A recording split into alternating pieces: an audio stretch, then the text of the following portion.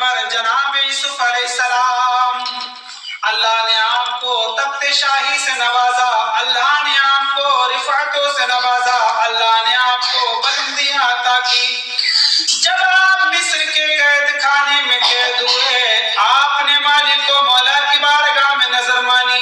جب آپ مصر کے جیل میں قید ہوئے، آپ نے مالک و مولا کی بارگاہ میں دعا کی، اے میرے مالک و مولا، میں اس قید خانے سے چھوٹ جاؤں گا، غریبوں اور یتیموں اور مسکینوں کو کھانا کھلاؤں گا۔ جب حضرت یوسف علیہ السلام جب مصر کے قید خانے میں قید ہوئے، آپ نے مالک و مولا کی بارگاہ میں دعا کی تھی، اے مالک و مولا، میں اس قید خانے سے جلد چھوٹ جاؤں تو میں غریبوں اور مسکینوں اور یتیموں کو کھانا کھلاؤں گا۔ لیکن آپ جب مصر کے قید خانے سے چھوٹ گئے، جب آپ مصر کی جیل سے چھوٹ گئے، جو بات دل کی تھی وہ نکل گئی، وہ بات بھول گئے۔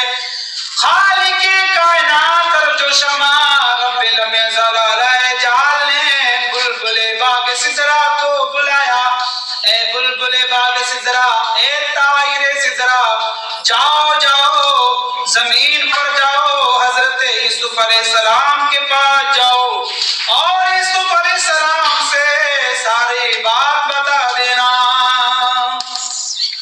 بلبل باغ سدرا، طائر سدرا حضرت یوسف علیہ السلام کی بارگاہ میں گئے۔ جانے کے بعد حضرت یوسف علیہ السلام سے کہنے لگے، اے یوسف علیہ السلام، جب آپ مصر کے قید خانے میں قید تھے، جب آپ مصر کے بازار میں جب بیچے گئے تھے، جب آپ مصر کی جیل میں قید تھے، آپ نے مالک و مولا کی بارگاہ میں نظر مانی تھی، مالک و مولا کی بارگاہ میں دعا کی تھی، اے مالک و مولا، میں مصر کے قید خانے سے چھوٹ جاؤں گا تو غریبوں اور یتیموں اور مسکینوں کو کھانا کھلاؤں گا۔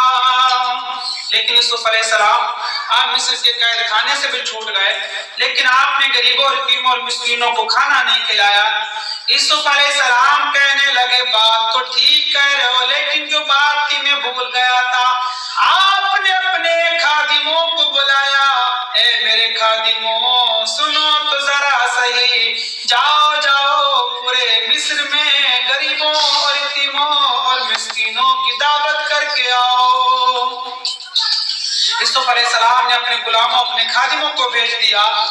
خادم غلام مصر کے قید خانے والی بات مصر کے لوگوں کے پاس گئے، جانے کے بعد کہنے لگے، اے لوگوں، یوسف علیہ السلام نے تمام لوگوں کو دعوت پہ بلایا ہے۔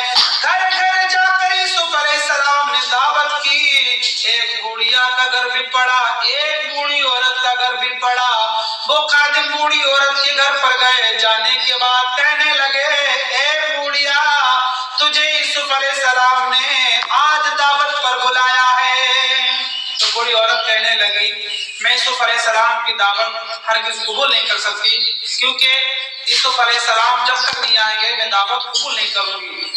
وہ خادم حضرت یوسف علیہ السلام کی بارگاہ میں گئے، جانے کے بعد کہنے لگے، اے یوسف علیہ السلام، اے اللہ کے پیغمبر، اس بوڑھی عورت نے آپ کی دعوت کو قبول نہ کیا۔ تمام مصر کے لوگوں نے آپ کی دعوت کو قبول کر لیا، لیکن بوڑھی عورت نے آپ کی دعوت کو قبول نہ کیا۔ اے یوسف علیہ السلام، وہ آپ کو بلا رہی ہے۔ یوسف علیہ السلام نے اپنے خادموں کو ساتھ میں لیا اور لینے کے بعد اس بوڑھی عورت کے گھر پر پہنچ گئے۔ اس بوڑھی عورت سے کہنے لگے، اے بوڑھی عورت، اے بوڑھیا، تیرے گھر پر میرے خادم آئے تھے، لیکن تو نے دعوت قبول کیوں نہیں کی؟ تو بوڑھی عورت کہنے لگی، اے اللہ کے پیغمبر، آپ کے انداز بدل گئے، آپ کے لہجے بدل گئے، آپ کے انداز تکلم بدل گئے ہیں۔ اے یوسف علیہ السلام، آپ کے انداز بدل گئے ہیں۔ یوسف علیہ السلام کہنے لگے، اے بوڑھیا، تو کیا کہنا چاہ رہی ہے؟ وہ بوڑھی عورت کہنے لگی، اے اللہ کے پیغمبر، کبھی آپ مجھے ملکہ کہہ کر پکارتے تھے، کبھی آپ مجھے بیگم کہہ کر پکارتے تھے، لیکن کیا ہوا اب تم مجھے گڑیا کہہ کر پکار رہے ہو؟ تو یوسف علیہ السلام کہنے لگے، میرے بات سمجھ میں نہیں آئی، تم کہنا کیا چاہ رہی ہو؟ وہ بوڑھی عورت کہنے لگی اے یوسف علیہ السلام میں کوئی اور نہیں ہوں، میں آپ کی